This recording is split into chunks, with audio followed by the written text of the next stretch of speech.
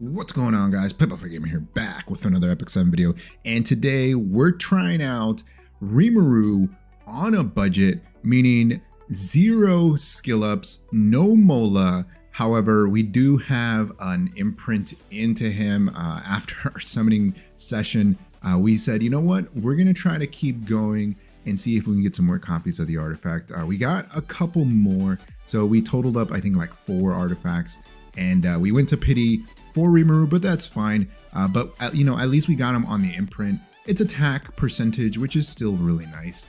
And we're bringing him to GVG today. 0 skill ups. I want to see if he's going to earn his skill ups. And even what skill is going to be the best to actually give him skill ups, right? And so we're bringing him here against the Rem. Rem is very tough to go up against, right? Because of all the counters and the RNG, and on defense, counter chance is at least like 100%, right? But we're bringing in a Violet, and as you saw there, we're able to take out the Rem pretty easily. And we noticed that Rimuru's S3 deals a significant amount of damage. Okay, so even without skill ups, his S3 does a pretty decent amount of damage. And we're bringing him up against buff heavy teams. We did try him out against Landy, and we just got destroyed, right? Because he has a lot of buffs. He copies the buffs, gives them to everybody. And as you can see there, countering when someone on your team gets hit, and then steals the buffs. Well, not necessarily steals, but copies them. It's pretty nice. It's a lot of fun when it works. It's a lot of fun. If you're bringing him into ice units, he's gonna deal pretty insane damage.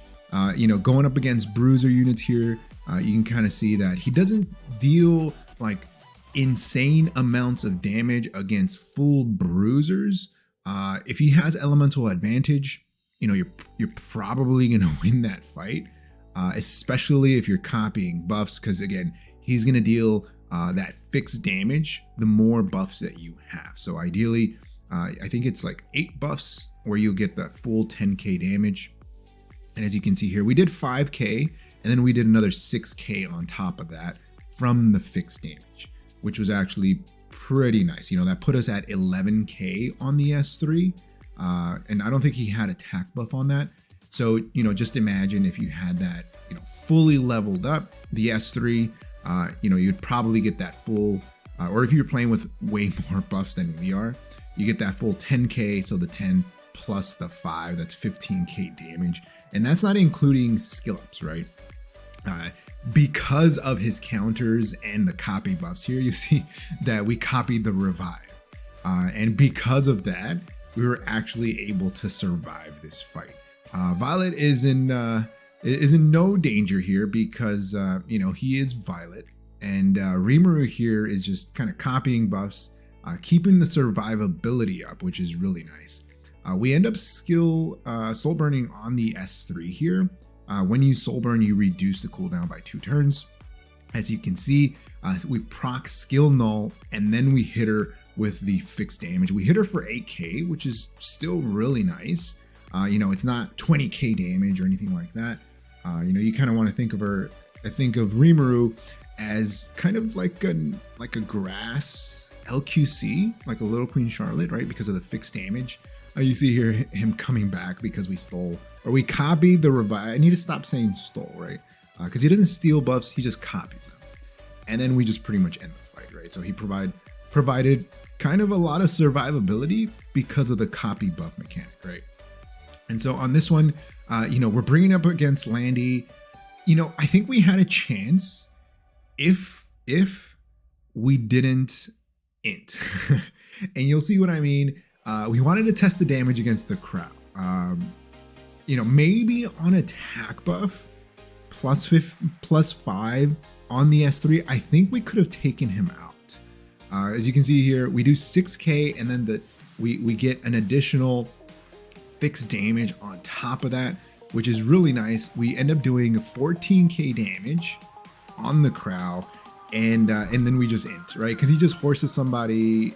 Even though the roll doesn't go down here, there's not much that we can do because we don't have any buffs to steal, right?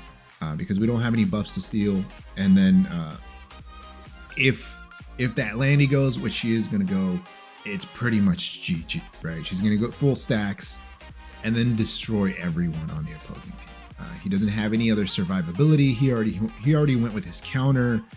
We don't have him built on F-Res, which is something that you could potentially do because he has effect resistance imprint, right? So his self imprint is attack, but the team imprint is effect resistance. So it's a potential build that you can go with.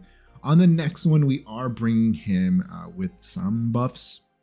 So we're pairing him up with Amelia, being able to give him the attack buff, being able to give those barriers. Again, ideally you want him to have, I believe it's 8 buffs in order to get the full 10k fixed damage. But you can see here, we kind of destroy this SSB. Probably no gear SSB, it's kind of feels bad.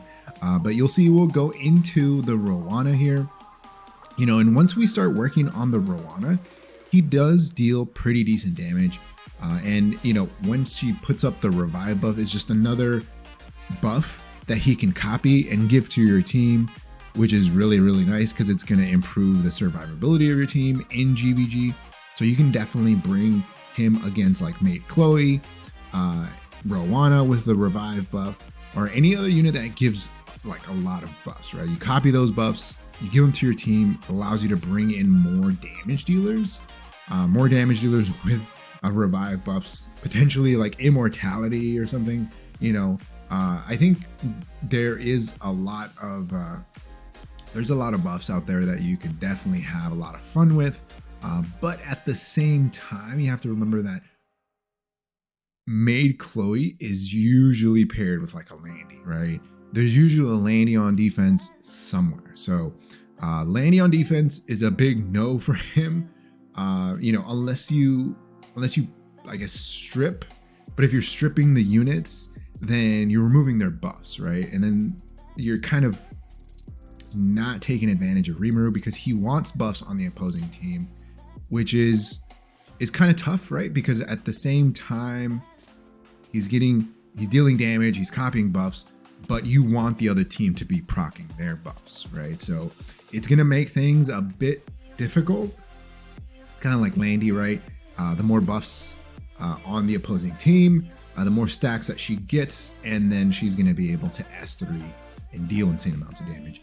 With him, he's copying buffs, he's countering, and he's dealing damage. So that's why, I'm thinking S3, skill cooldown, potentially max it out if you can. If not, I think the +3 to get the skill cooldown is just fine. And then working on the S2, even the +3 on the S2, I think would be fine if you're working on a budget. And then I think his S1, you can probably leave until last. I don't think you're going to be doing insane amounts of damage with the S1. I think his bread and butter are going to be the S2 and S3. You'll see here, bringing in Ravi, Apoc Ravi, such a great unit, no regrets pulling her, picking her up from the Mystic Banner. I know ML Celine is coming out fairly soon, and a lot of people are kind of regretting, I guess, picking up Apoc Ravi, but she's just a great unit. Such a good unit, such insane survivability, injury with all of her recent buffs, CR push, all that good stuff. Just makes her kind of insane. It really just depends on your playstyle, right? But such an insane bruiser. I think she is at the very top of bruisers, if not like the best bruiser in the game. She's got healing, she's got insane survivability, she's got her built-in CR push, she's got 30% innate crit, and she's pretty loaded, which is really nice. And I think if you did pick her up, congrats. If you haven't picked her up and you're thinking about picking up ML Celine, just kind of keep that in mind. What is your playstyle? And then kind of take it from there. But kind of doing work in this one. She's great in GVG, and going up against Landy's, that's still an issue. Even after Landy's gotten a rerun banner, so she's been run already twice. or 3 times, I think, at this point. But yeah, it is. Right, here he is, Rimuru. And as I mentioned, we're testing him out on a budget build. So we do have him here on a speed immunity set. We were able to get the imprint. We went pity again, but you know, it is what it is. Draco plate on here doing a bit more damage. No mullahs, because again, budget build. Here he is, Bruiser build, Bruiser immunity, 200 speed, 1.2k defense, 14k health, 3.2k attack, 100% crit, 269 crit damage. And, you know, for the most part, I think he did pretty well, except for, you know, the misplays and the ints, you know, against buff heavy teams. He's a lot of fun, you know, taking away or copying those buffs for yourself. You know, I can only imagine being able to do that on like immortality. I think that'd be a lot of fun. But you know, pretty decent damage even without molas. You know, kind of insane damage on water units, right? Because of the elemental advantage. And you know, I think that if you are gonna go molas on him, you do want the S3. We did soul burn it a couple of times throughout the GVG fight, and we had it back pretty fast, right? So if we mola this down to the +3, it's a 4-turn cooldown. So if we soul burn is only 10 souls, then it turns into a 2-turn cooldown. So every 2 turns, his S3 would be back up.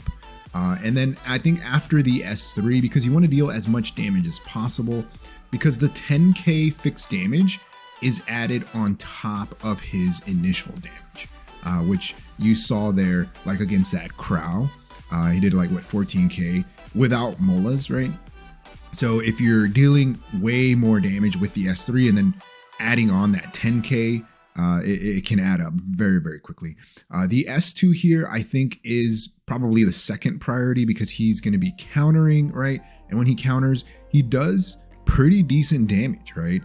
So you, I guess, priority number 1 would be the S3, maybe at least to the 1-turn cooldown. And then I think you could probably go to the +3 here, get 15% extra damage.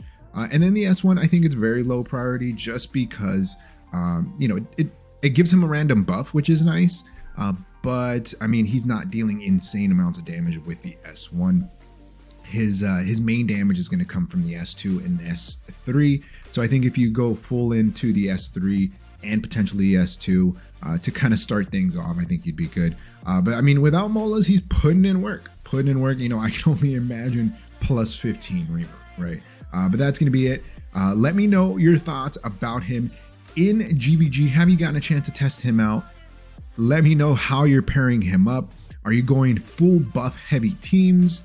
You know, who are you bringing him with? I know Landy is kind of a feels bad when trying to go up against Landy. So it's one of those things that you don't want to bring up against Landy because she's gonna go ham on you. But that's gonna be it for me. Let me know your thoughts in the comment section below. Like always, if you haven't enjoyed the video, hit that like button.